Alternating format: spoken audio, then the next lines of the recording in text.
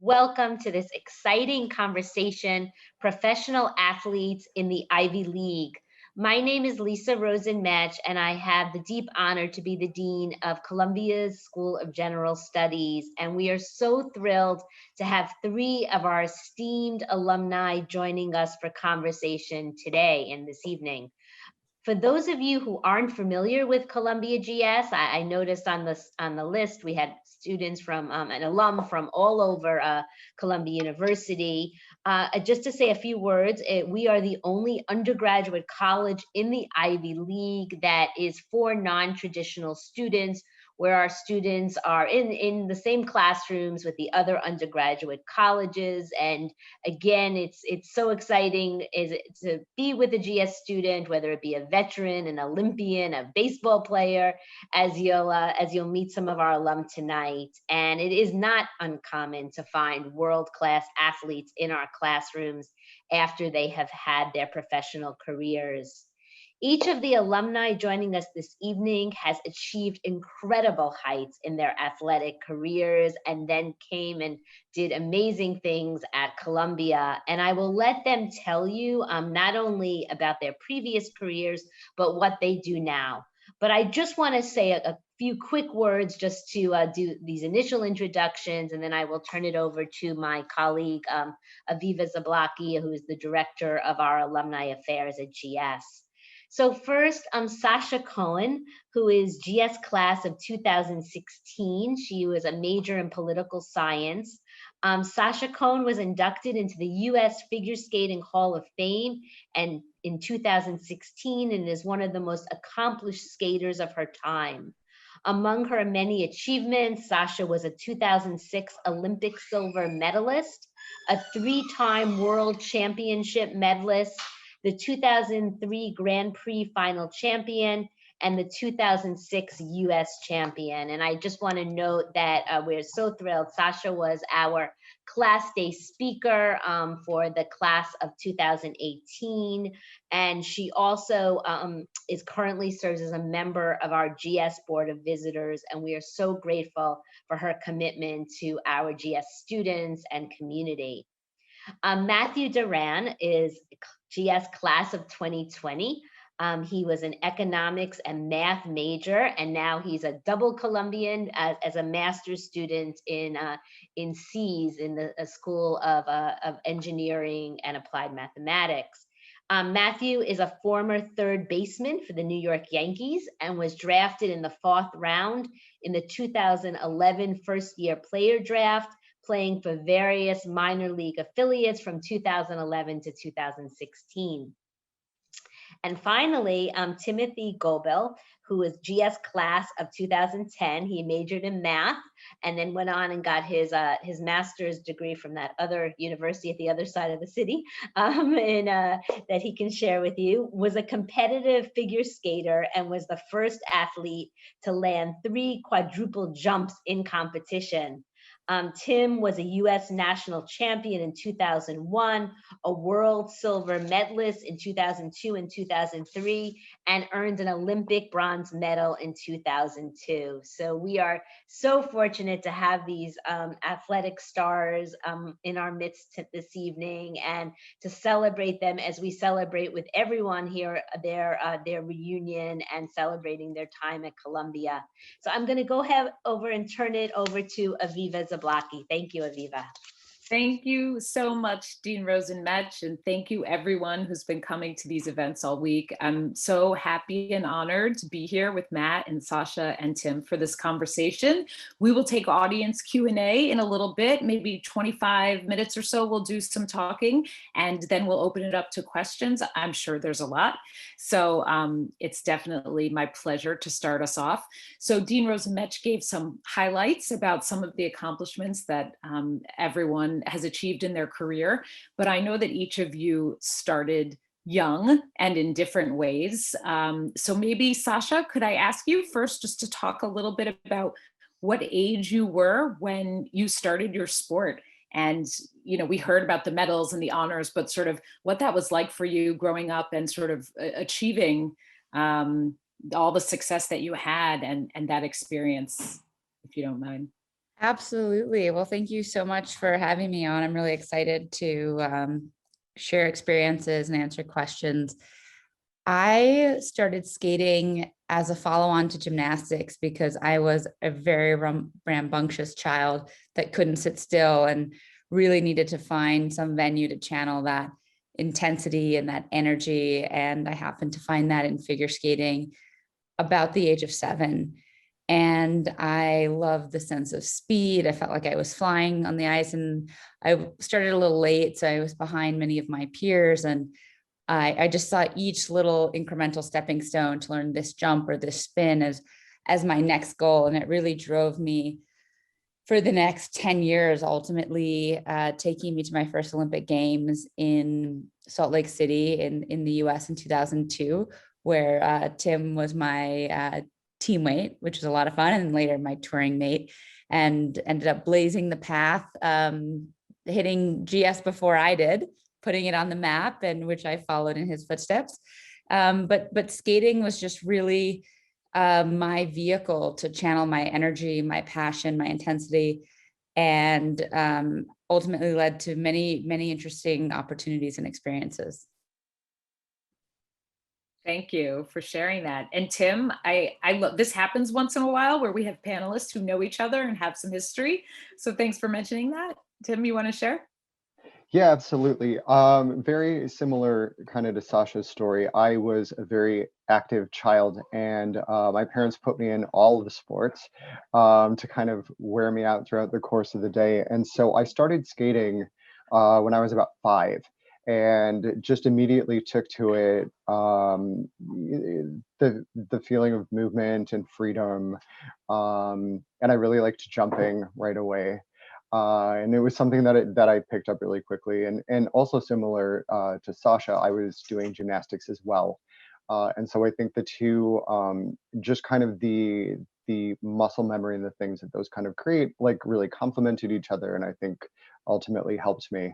And when I was probably about 10 or 11, I really switched in and focused purely on skating, and at that point, I had moved away from home to train full time, go to school. I was in school full time, but mainly focused on training, and so that kept me quite busy for the rest of my sort of pre-Columbia, pre-GS period until I retired from skating when I was 25.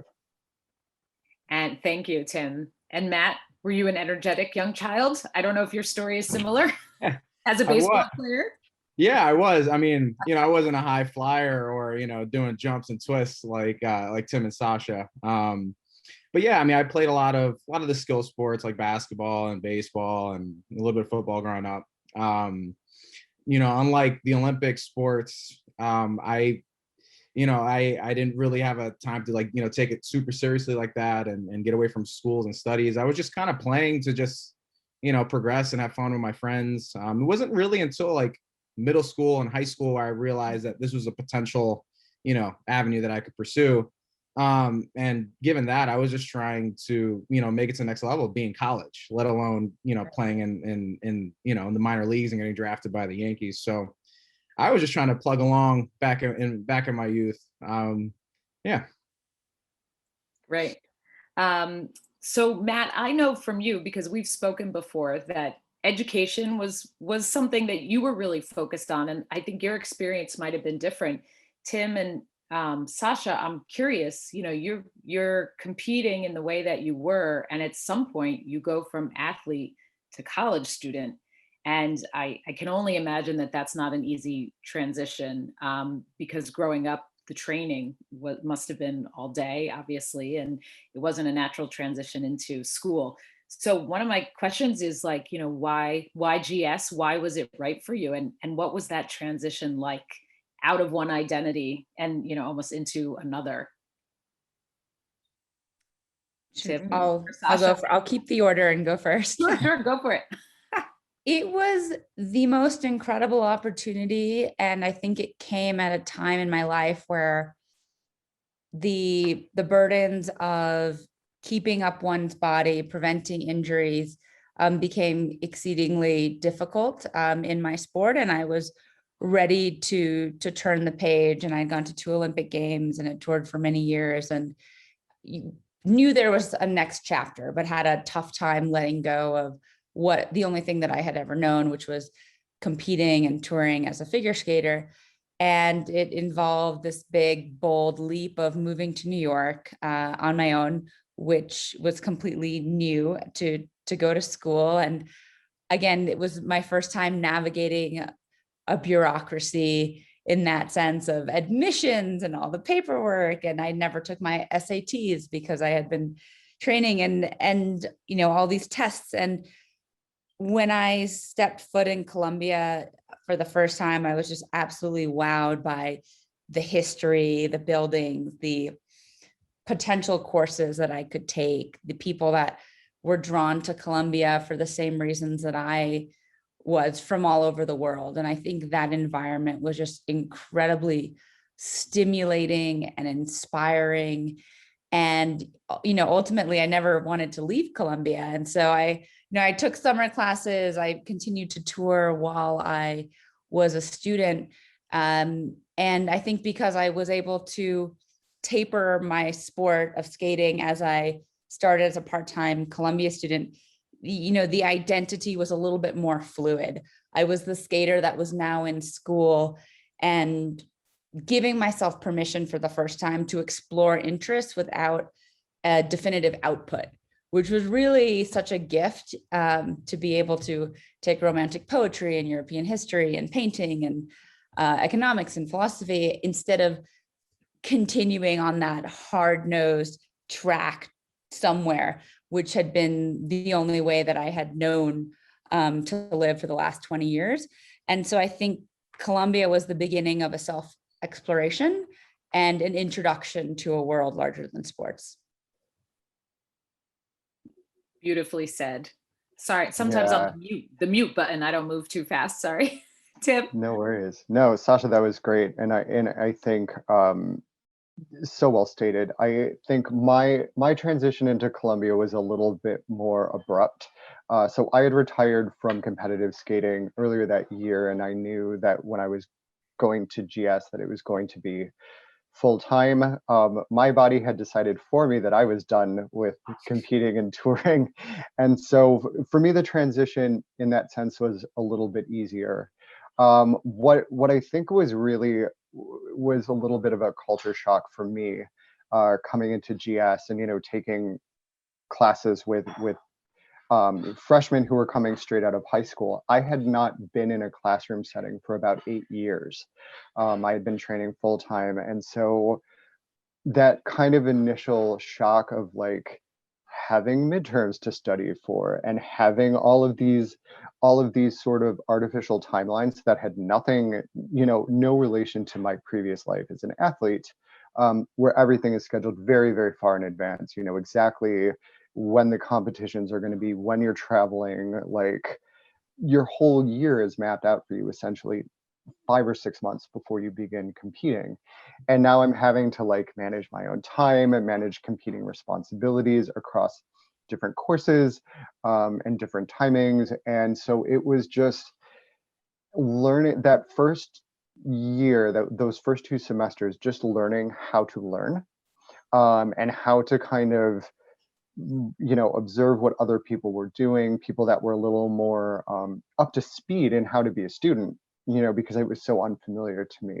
It had been so long. So just kind of learning from so many other people and kind of figuring out different study methods and the different way people approached even selecting classes, like assigning weights to different classes and thinking about like, how much effort is this going to require? How many midterms are going to be required? Is it a paper? Is it an actual final? And so just kind of like surveying the landscape around me and figuring out how on earth I was going to make this work, because I had no idea what I was doing. But it really made it feel like almost an easier transition, because it was like I was there and I needed to make the most of the opportunity. And so kind of learning how to learn in a setting that was just completely amazing, but also a little intimidating. I'm like almost hearing that Columbia is harder than the Olympics. I feel like I'm picking up on a theme. It's a different hard, you know, it's a different Yeah. hard. It's Absolutely. when we're training, everything is done for you. Your schedule is set. Like, you have a schedule. Your coach tells you you're doing this, that, and the other. You're doing Pilates Monday, Wednesday, Friday. You're in the gym Tuesday, Thursday, Saturday. So in a way, it's a very easy way to live because everything is done for you. Your travel is booked for you. Your ring schedule is set for you.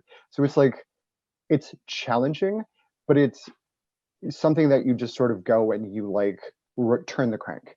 This is something, Columbia is something you, or any elite university, you have to figure out how to do all of that scheduling, all of those logistics, all of that time management. That's all on you. And as an athlete from a very sort of regimented mindset and from a very regimented coach, this was like totally different world. And it's so much freedom, it sounds like, that you're given, even though you may have been a world traveler and competing at such high levels. To have no structure all of a sudden, you know, I can imagine is so jarring. These insights are so helpful, of course, by the way, because our staff and our team works with such non-traditional, wonderful students, and to hear these kind of stories is so enlightening. And Matt, you told me, I mean, you have a lot of interesting perspective, because is it okay if I share? You almost Sure. felt like you wanted to pursue education, but there was a lot of pressure from the baseball organization that you really just needed to focus on sports. But you were kind of pulled, is that right? Yeah. So, I mean, much like most of the people in this room, at 18 years old, I was just trying to apply to college and get into college. I actually, you know, fitting that today is Lou Gehrig Day. I live in New Rochelle. I grew up a stone's throw away from Lou Gehrig Way, where, you know, he grew up. So I applied to Columbia, CC. So I applied to CC. I got in. I was going to play for the baseball team, and this was 2011. But I ended up getting drafted by the New York Yankees, which kind of put that on hold. I mean, like, I couldn't really turn that down. My mom definitely wanted me to go to, you know, to Columbia and, you know, take the education. She was putting that pressure on me, but it was, you know, too good of an opportunity to pass up. So I took it and I put my education on hold. And I kind of had to put it out of mind, because, you know, when you're much like Tim and Sasha can attest to, like, when you're, you know, when you're training and playing your sport, if you start thinking about life after the sport, you're kind of like have one foot in and one foot out. And then you're not, it's the perception is you're not giving, you know, your 100% all to your craft and your dedication. So I went into this not really knowing when I would go back to school. I was just, you know, focusing on playing sports and playing baseball.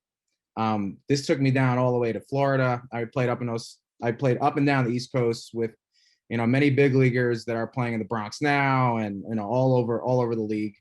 Yeah, it's you know, like Tim said, it's everything is regimented, you know, from January through December. I know what I'm doing, where I'm doing it, and when I'm doing it. So, like, there is no time to pursue, you know, academic interests or anything that allows you to be a little free, because in the back of your mind you have other things that you need to take care of, you know, from, you know, athletic standpoint. That really changed for me actually when I got injured. So in 2013, I had elbow surgery, and that took me out for a year. So I went from competing. This was the first year in my life where I had not been playing the sport that I was accustomed to. So I came back home from Florida. So I was rehabbing in the hospital for special surgery downtown. So I spent a lot of time near, you know, the other school that we don't want to talk about downtown. And I realized, you know, like, this type of academic pursuit is something that is, you know, a little closer than I realized. And that's when I thought of, you know, that one day I would want to reapply to Columbia. That's where I always wanted to go. You know, I love getting off at 116th of Broadway on that subway stop. Hopefully we all get to do it again soon. You know, I remember my first day when I was 18, when I was touring the campus, getting ready to, you know, take my official visit. And it was someplace I always wanted to be. So, you know, even though it was out of sight, out of mind, I knew I was going to be back there one day for sure.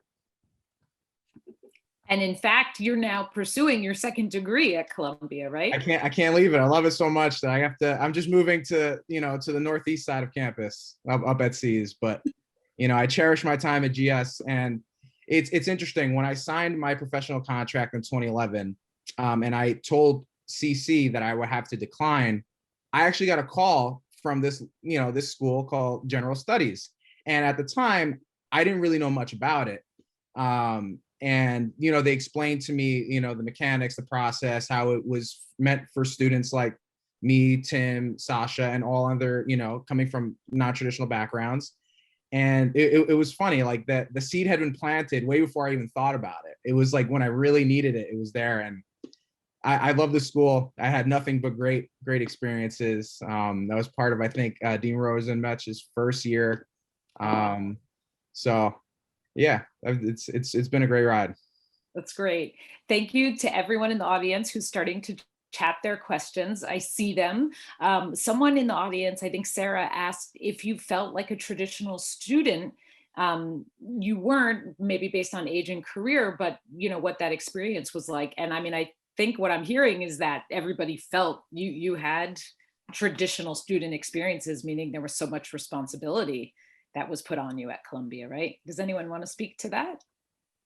Absolutely. I think that GS is such a unique program and such a well thought out structure that you come in with a cohort of other students that have had these non-traditional experiences and backgrounds, but still have this hunger and thirst for really high quality academic education, and to be in a place like New York City. And at the same time, aside from basically 2 classes, we're taking, all of our course load with the rest of the school, and even taking classes at the business school, and having these opportunities to kind of cross-pollinate with other groups. And so I think much like a traditional student, you get a very different experience if you're taking a class, in philosophy or at the business school. And so you're constantly getting to explore, and you still have all the responsibilities of a normal student. You have midterms, you have finals, you have the same things to figure out in terms of your major and what you want to do with the next steps of your life. And so I think that's really nice to have that common ground with the entirety of all Columbia schools, but then feel like your home, your hub is from GS, and there's kind of, one step away, there are students that have just come back from a tour in Iraq, or, retired as a professional athlete. And you feel like, aha, like they're, I'm not weird that I'm 10 years older and am a little bit behind here. So I think getting both of those sides is really the perfect experience, was a perfect experience for me, at least. Well said. Tim and Matt, anything you want to add there? Yeah, I think it's really, until you actually go through the program and experience it for what it is. Unfortunately, I was able to spend my entire undergraduate degree at GS. It really is a very immersive experience. I mean, I think it's always interesting, like Sasha said, you have this kind of hub of GS people that, have vastly different life experiences than the typical freshman coming in at 18 is going to have. But then you also, as you start to select your major and you find your areas of focus, you also have a cohort of people from that focus. So I had like a little group of folks that I took the majority of my math classes with pretty much all the way through my time at Columbia. And like, they were their C's or they were CC or whatever, but we kind of found, so I had this nice little like math clique, and then I had my like GS group, and it really, like, you really do get the best of both, because you have that balance of people that are athletes and performers and actors and military vets. But then you also have this kind of breath of fresh air of these like, young kids that are like just leaving home for the first time and have never traveled and have always focused on academics. So it's a really cool blending of it's like the ultimate kind of college experience from that point of view. Yeah, absolutely. I mean, we were fully integrated into the undergraduate community. I mean, that was awesome. So I actually looked into the Harvard Extension School when I was applying, and it's a similar program, but it was kind of like a separate but like kind of like equal type of program. This made this one so unique was that we were taking classes with all the students ranging from CC to Cs, maybe even some business and grad school students.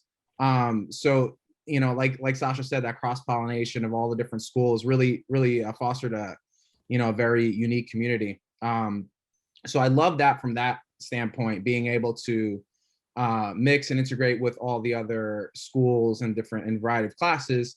And on the other hand, we also have that little wing of campus in Lewiston, which allowed us to kind of, get off that, get together and have a little bit of a, community within ourselves and get off the actual day-to-day grind of trying to navigate, school for the first time, like, especially for myself, like Tim said, I was fortunate to spend my whole undergrad career at Columbia. And it wasn't easy in the beginning.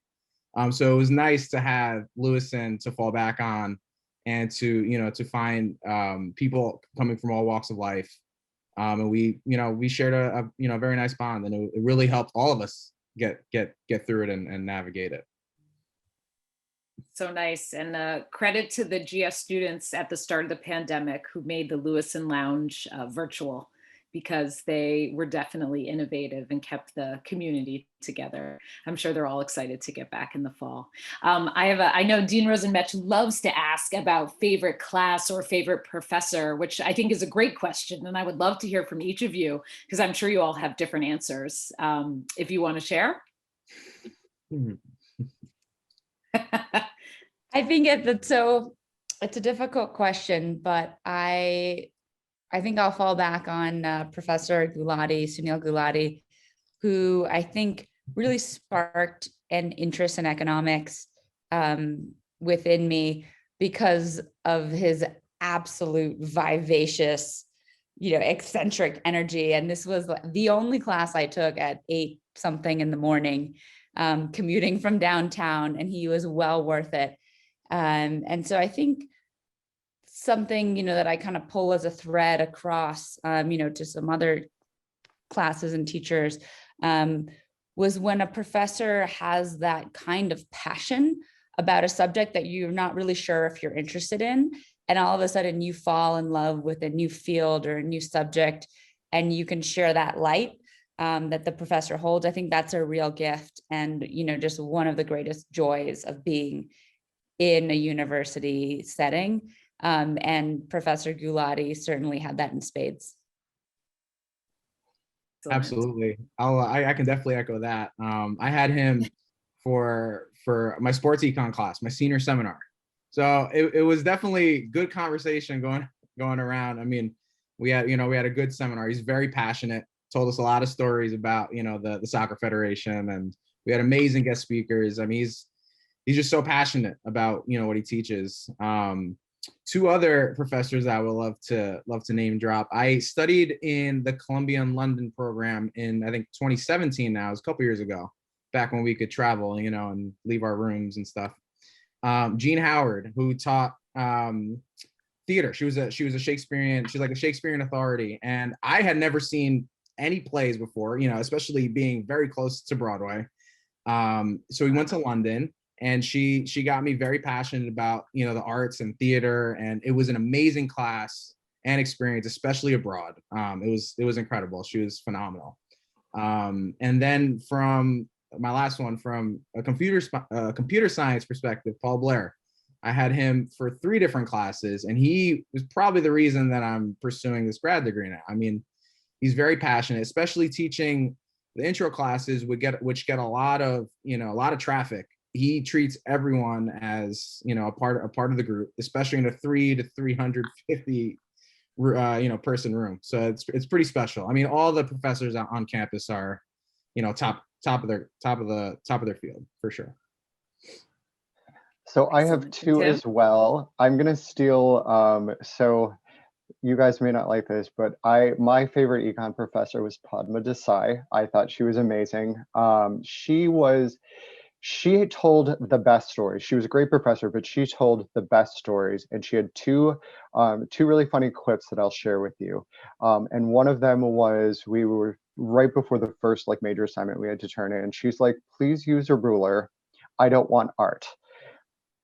Like, draw what do you have to draw? She's like, please use a ruler. I don't want art. And then someone was going away for a holiday or whatever. And they're like, I don't know how I'm going to get the homework in. She's like, I don't know. She's like, email it, fax it, get a carrier pigeon. And she just like, she had the funniest, like wittiest little things. So that was my favorite econ professor. But probably the most impactful professor in my career was an economics professor, Sehan Arkanak. And it was one of the last classes I took senior year before I was applying for jobs. And that class specifically was the reason that I got my first job out of college. They were like, oh, econometrics. Oh, you're going to be doing econometrics modeling. Done. Check. And I had a job offer like 2 weeks later. So Wow. Very, very grateful to those professors for helping me get gainfully employed. And that's actually a perfect segue. There are so many questions from the audience, and I have so many questions, but I do want to highlight what everyone is doing now. Matt, I know obviously you mentioned you're pursuing a grad degree in computer science, right? But obviously Tim and Sasha, you are no longer on the ice. And so you have careers post your athletic career and post Columbia. Can everybody just talk about what they do now and maybe how GS might have helped you on that path for your current career? Absolutely. I'm currently working within Morgan Stanley's investment management division on Counterpoint Global, which is a unit within investment management. And I specifically sit on a disruptive research change team. And so every few months I do a deep dive into a different sector of some type of disruption or technological innovation, and understand how that might change our lives, affect, disrupt markets, 5-10 years down the road. And some of my recent projects have been on fields like Chinese investment in Africa, the microbiome, psychedelics. And so I get to be a generalist. And, in some ways it's like signing up for new courses, every semester and starting from scratch and diving in deep for a few months and moving on to the next. Great. And Tim? So as I briefly mentioned, I started out working at Nielsen in econometric modeling, where I was building marketing effectiveness models, which I did for about 7.5 years. Everything from like data mining and cleansing to actually building and constructing models, and then like evaluating the results and kind of presenting them to clients and saying like this, like, hey, Procter & Gamble, this is how you would optimize your media budget across these brands. So I did that for about 7.5 years total. I learned to program a little bit so I could get SAS to do what I want it to do most of the time, and I could get R to do what I wanted it to do some of the time.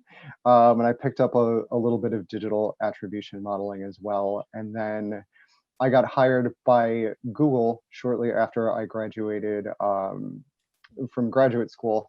And now I work as a strategic partnership development manager across a variety of companies that do third-party measurement on Google products. So I'm essentially working, one of my partners is now Nielsen. So I'm essentially the kind of the strategic partner development person for marketing effectiveness companies in the digital and as well as the omni-channel space. Great. That's incredible. And Matt, I'm sure you have thoughts about what you want to be doing once you finish graduate school, right? Or once you finish this program. Yeah. So even before grad school, I mean, I know I've kind of buried the lead. I mean, like we all know that I'm still in school, but after I graduated from GS in December of 20, so last December, or I guess last December, I worked in the Yankees front office. So I transitioned from a player to the front office management. I was working under the GM, under Brian Cashman and the baseball operations team. So I fully transitioned from being one of the guys that they were scouting and developing and signing and trading to being on that side of it, on the business side. And it was quite the turn to see how the other side of the coin actually operates. it was there. They had like this diversity program that was trying to get a lot of former players back into the game, which was great. I mean, so I had my pick of the litter. I worked under Cashman, and I did a little bit of scouting. I did a lot of analytics, which, spoiler, is why I transitioned to what I'm studying now. So I mean, that was a phenomenal experience. And I might have even stayed had the pandemic not happened. That really shortened the season last year, and it put a lot of the teams in financial hole, and they weren't keeping a lot of their employees, which it wasn't the worst thing, because I would have stayed, but I'm very happy to be taking the knowledge that I accrued there and pursuing it more full time, and then maybe I'll return. Who knows? It's it's a bustling field. You could work in pretty much any field out in the world, and yeah. Yeah, and Matt, thank you for bringing that up. I forgot that you had done that switch from being a player to sort of being behind the scenes. It's an interesting part of your story. And actually, I feel like some of you might still be involved in youth sports, whether it's, either nonprofits, or does anyone coach? Is there any way that anybody still stays connected with people who are pursuing the sport that you worked in? So I am involved on a broader level with the U.S. Olympic and Paralympic Committee. Right. I've oftentimes done speaking engagements with them, but currently I'm hosting a podcast, which has been a tremendous opportunity to interview Paralympians and Olympians, and kind of what it's been like with this wrench of COVID and thrown into the midst of that with the Olympic delay. And it's just been a wonderful opportunity to learn the stories of athletes behind different sports, because figure skating, which is an individual sport, which is one of the few sports where anyone wears any makeup, it's a very different mentality, psychology, and training than someone that might be a swimmer or on a soccer team. And so I've really enjoyed getting to know the different facets of many different athletes. That's great. And Tim or Matt? Yeah, I'm still involved. Similar to Sasha, I'm involved with US Figure Skating, which is our national governing body. I sit on a variety of committees there. And then I'm also involved with a great nonprofit. I highly recommend you guys check it out. It's called Figure Skating in Harlem, which is just that. It's a figure skating program in Harlem. I've been involved, and I know Sasha's been involved with them too for a while. So I've been involved with FSH for about 20 years now. And when I was at GS, I actually taught. So I was a volunteer coach on Thursdays out at Riverbank Ice Rink on 145th and Riverside. Yes. And so I'm involved with that. I did coach a little bit while I was at GS. Because we don't have classes on Fridays, so I was teaching Fridays, Saturdays. But coaching just wasn't it for me. I knew I wanted to do something that was a little bit more academically and mentally a little bit more taxing, and so hence GS. But yeah, I'm still very much involved with the sport, and hoping to continue that for forever. Excellent. And Sasha, can you tell us the name of the podcast, by the way? Anything you guys want to plug? Thank you, Tim, for the name of the Harlem organization. Yeah, it's called the Sasha Sessions, hosted by Team USA. Amazing. So you can find it wherever you listen to podcasts. Big podcast fan. I'm excited for it. And Matt, how about you? I know you're still currently a student, so I don't know what you have time for. Yeah, no, I don't have time for much. But no, it's interesting that you brought that up. I'm not really organized. I'm not affiliated with any organizations currently. I actually kind of wanted to sever that part of my identity. I wanted to try to get away from that. I had been known for that probably for baseball since I was like 5 or 6 years old. So I really cherished my time at GS as an opportunity to branch out and to travel and to learn about myself. So it's actually been really rewarding to not have that, kind of hanging over me or, looking over my shoulder as that part of my identity. It's just, we at GS, we like to talk about our story. I know it's a little cliche, but I feel like it's just one chapter. And, I've kind of turned the page on that a little bit, and I'm trying to figure out what's coming next, as opposed to holding on to that. Yeah, I mean, it's different for everybody, right? Yeah. I hadn't thought about this until now, because it's just timely and it's in the news. But in the last 1 to 2 days, there have been headline stories about this young woman, incredible tennis player who, under the scrutiny of the media, took a stand and said, I'm not going to this press conference. And, really, as it should be, out in the open, mental health and struggles. And there must have been such scrutiny on all of you in different ways, whether you're a public figure or, Matt, you were seeing how people were being traded, and there's not a lot of, the pay is not good and it's a lot of work. So I don't know, maybe just because it's always important to sort of put things out there. Have you guys sort of been reading those stories, and excuse me, any thoughts about sort of the public scrutiny and balancing health, mental health, and this exhaustive training and being the best? And, any thoughts about that? Yeah, I've definitely, That was long. I think, I'm guessing Sasha would have a similar opinion to me. So when you're competing and you're at a national championships or you're at a world championships, not only are you doing a press conference if you have a top 3 or top 5 finish, you're basically accosted by the media the minute that your performance is done. When it's good, it's fine. When it's a really rough day, it's really uncomfortable. And there, at least in my generation, and this is a while ago, but I don't think much has changed. There's so much pressure to always say the right thing and be positive and be poised, and sometimes you just, as an athlete, don't have that in you. And I think it's unfair for the press and for the public to expect athletes to always be on. So I commend the athletes that are now standing up and saying, like, I can't do this today, because we as athletes have one job, and it's to perform as athletes. We don't owe a press conference. We don't owe anyone anything. And I think people forget that we're people. Like, we're not just a commodity.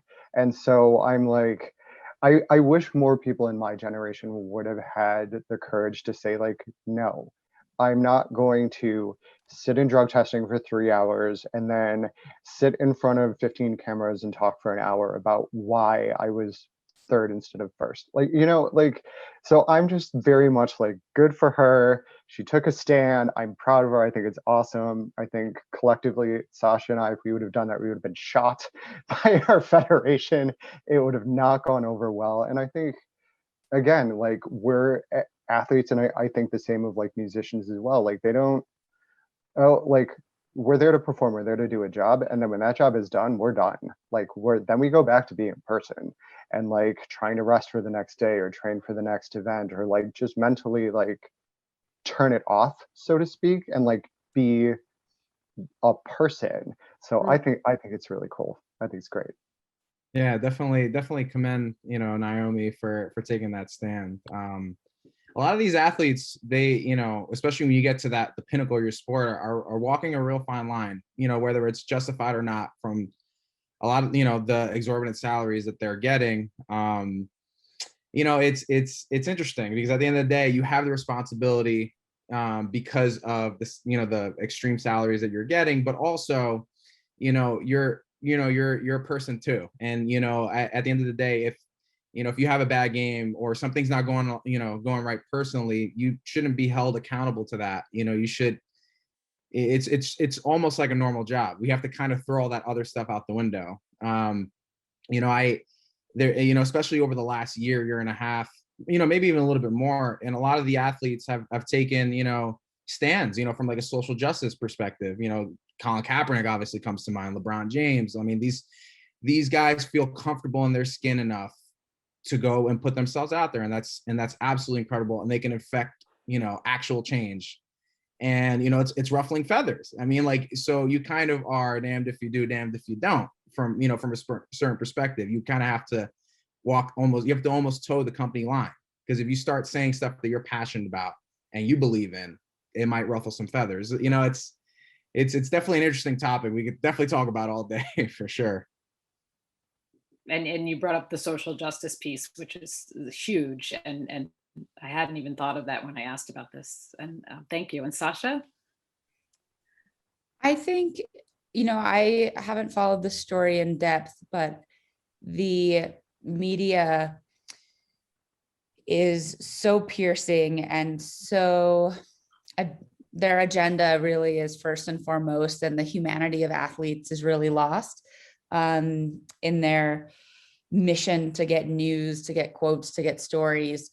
And I think as a teenager, as someone in your 20s, having the biggest moment of your life not go the way that perhaps you would like it to go, and having not one press conference, but a series of press conferences and interviews with cameras in your face, microphones in your face, with very, very direct questions over and over, is very difficult. And, I've lately been involved a lot in speaking about the mental health of athletes and the importance of bringing awareness, addressing it, and figuring out, a language to talk about it, and for organizations, national sports organizations, to focus on mental health and not just optimizing performance. Because usually any kind of sports psychologist is like, how do I perform better? But really not there to see how you're doing in the midst of difficulty in training or in competition.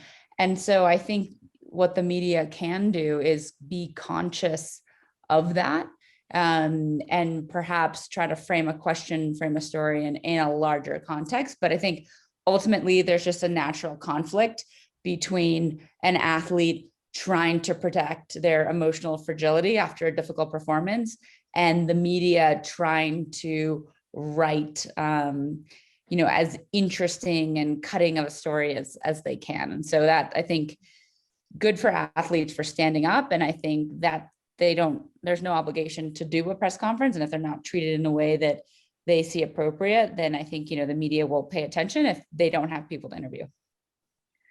I could feel my heart physically breaking at the idea of having this huge moment of your life not go the way you want and then have to go to a press conference. And you're right, it is so lost on all of us that athletes are people, and it is, incredibly unnatural to have to be on a stage for a public after these huge moments. Sasha, it reminds me, I know you're involved, or you're featured in the documentary, The Weight of Gold, which if you just want to mention where people can see it, because as I understand, it's athletes telling their stories about their experiences in the sport. Yes, it's currently, you can watch it on HBO, and it's a really tremendous documentary that, largely profiles and follows Michael Phelps, but 20 different athletes shared their stories, including Jeremy Bloom and Shaun White and, many, many other accomplished athletes, on what those moments of competition were like, and then kind of the despair and emptiness or lack of direction that followed retiring or followed competition. And the documentary started as a comeback story of a not very well-known bobsledder, Stephen Holcomb, who was actually an Olympic champion. And, he was, I think, training for his third games, was incredibly depressed, had a drinking problem, had problem with sleeping pills, was losing his sight, and felt like he had no one to talk to or turn to. And ultimately, there was a documentary in the works about his comeback, and 2 months into filming, he committed suicide at the Olympic Training Center in Lake Placid. And then all of a sudden, this story really took a pivot, and the director, Brett Rapkin, was like, I need to tell the story. I need to share this with the world, and we need to talk about mental health. And other athletes, a teammate of, I believe, Timmy's as well, because I think he was in Salt Lake City, Speedy Peterson, or Jarrett Peterson, committed suicide a few years after he competed, because he just couldn't find himself after directing that intensity of purpose for so many years into his sport of skiing. And It's a tremendous documentary. It's very, very powerful, and I highly recommend it to anyone. Thank you. And that's called The Weight of Gold on Yes. HBO for anyone who's wondering. And yeah, I mean, people are reaching these heights, and then we don't think about it. For those of us who aren't in it, there's no support to come out of that and come down after that. So it doesn't sound like it would be natural for anyone to know how to cope. The last thing I'll ask, as time is running out before their audience questions, for the people who might be on this call who are themselves athletes, or who just might want to hear, your quick best advice for those who may have similar paths, following a sport or being an athlete, and then thinking about leaving and pursuing education. Sort of any last wisdom or advice you might share? I think if you don't know if you should continue competing, it's probably time to go back to school. That's kind of like, I knew exactly when I was going to retire. Like, I knew exactly what season I was going to retire, and I knew exactly when I was going to start my education. But I've talked to so many peers, both generations ahead of me and current athletes. And when you start to ask yourself, hey, should I keep going? It's probably time to think about going to school. If you're still in your mind convinced, like, I'm going for another year, I'm going up for another season, then keep going. But when you start to question whether or not you really should think about enrolling in GS. Yeah, absolutely. This reminds me of a very popular Freakonomics podcast with another GS alum, Justin Humphries, who played. I actually don't remember who he played with. He played in the major leagues as well, and he talked about quitting from from an economics perspective. Just talking straight up sunk costs. Like, if you can't worry about where you've been, and I know it's such an emotional decision. And, I had to do that same juggling act, like as Tim and Sasha and all athletes, especially if you're playing in college too. I mean, there's a juggling act that you have to go between your athletic identity and, your future, your academic identity. You'll definitely know. I tried to do that juggling act. I was trying to actually continue on with my career while going to GS on a semester by semester basis. I actually know a couple of friends that are doing that at the school. It's very difficult because, like I mentioned earlier on, they organizations and especially front offices view that as having one foot out the door. So for every success story that, like the Larry Fitzgeralds that, get their degree online while playing, it's difficult, but you'll definitely know. And don't be afraid to take the plunge. I mean, you'll always have that in your back pocket, and there's so much more that that there is to live for. Good advice. Sasha? It's a very personal decision, and I think it's a very difficult decision to stop. And oftentimes many athletes will take a year off or retire and come back because they miss that intensity of purpose. And I will say, if there's any stone unturned within, your body goes quickly and your ability to be competitive goes quickly. And it's not something you can do, later in your 30s and 40s and 50s. So if you have any, I think, seed of doubt, give it a go, and have no regrets. And I think that was my motto in training to come back for a third Olympics when I was 25. I ultimately was an alternate. I didn't make my third Olympic team, but I think I felt like I learned a lot about myself in that year of training. Had a tremendous sense of appreciation for my first two Olympic Games and where I was as an athlete at those periods in my life, and could kind of leave the door closed at peace and say, like, I gave it my all. This wasn't meant for me, but no what ifs. Be a perfect way to to end this portion. We have like 3 minutes left, and I know that Leanne in the audience has been so patient. There she is. And she asked if she could ask her question. So I'm gonna, yeah, you're unmuted, Leanne. Do you want to go for it? Did you have two different questions? I'll do two questions. First, I'll say I'm a huge fan of Sasha's. I did get to go to the Winter Olympics to watch in 2002, Salt Lake City. But tickets for Sasha were too valuable. Couldn't get tickets to ladies to figure skating. But I believe, Tim, I was probably in your audience when you won the bronze. So it was 2002 in Salt Lake City. So I got a figure skating for men's. So I was probably in your audience. For Tim, my question is, you skate all over the world, just like Sasha. How important, Tim, is it for you to skate with knowing you have people you know in the audience? Obviously you don't know me, but so just curious, does that have an impact on your skating?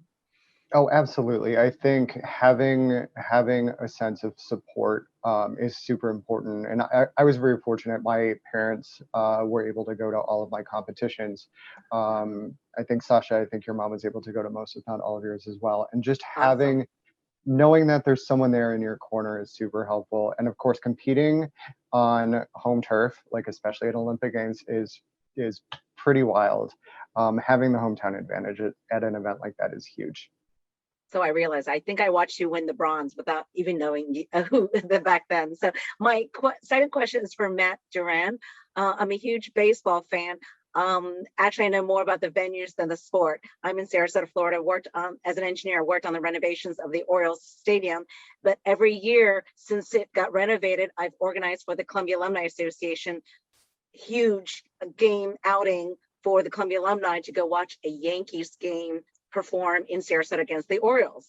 So this last year, right before the pandemic, I had a huge group organized for our Rotary Club, had about 50 people for the Yankees versus Orioles in Sarasota, and the pandemic hit, but that was like our last social. So Matt, what was spring training like? You know, I can watch in sunny Sarasota, but I was wondering what spring training is like for the players versus during your season all over the country. And I know your spring training, did you play the Yankees at Steinbrenner Field in Tampa? Yeah, so in Tampa. We were based in Tampa, Florida.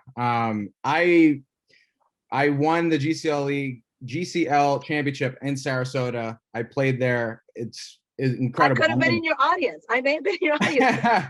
maybe. It's a little smaller stakes than Sasha. But if it was since 2011, I was in your audience because I went to all the Yankees games here. That's incredible. Spring training is the hardest time of the year, unless you're in the major leagues and you have that big contract that you're just really just getting ready for the season, just kind of like running out the clock. For a lot of the minor leaguers, that's the hardest part of the year. You're trying to make a team. A lot of these players have been home since October, so this is the first time they're seeing them in 6 months, and that you can have a huge body transformation between those two. You're a completely different person. So you get in there the first couple of weeks where you're just it's like returning to camp, like it's like summer camp again. We're trying to reacquaint ourselves with the training staffs and all the teammates and all that. Then by the third week, it's heat and competition, and you got to be ready. Usually they kind of know where you're slated to go, but there are occasions where you play yourself, up onto a team. So like I think that is definitely the hardest part of the year, because this is where a lot of the players make their teams and get ready to go. Thank you. Thank you, Leanne. And, with that, we've run out of time, but I just put the contact information in the chat, gsalumni@columbia.edu. Please, anyone in the audience, of course, Sarah mentioned she had a question about GS. It would be a pleasure to answer any questions about our school, any questions for the athletes, please, gsalumni@columbia.edu. Email us anytime. I cannot say thank you enough. This was such a special conversation. I think there's a guest, a small person. I see a very cute child coming in. Yes. What an excellent way to end the program. He's like a notorious Zoom crasher. And I've heard about this. He wanted to say hi, and he loves like typing. So we try to keep him far away from all sports. Yes, I can't hold you any longer. I need to release Sasha to her baby. It was such a pleasure. Thank you to each of you for your honesty and everything you shared with us tonight. And we're really honored, and we're so proud of all of you to be part of our community. Thank you everyone for coming. Please be healthy, and we hope to see you soon. Thank you, everybody, so you. much. Great to see Sure, everyone. thank Thank you. Bye, guys. Bye-bye. Thank you.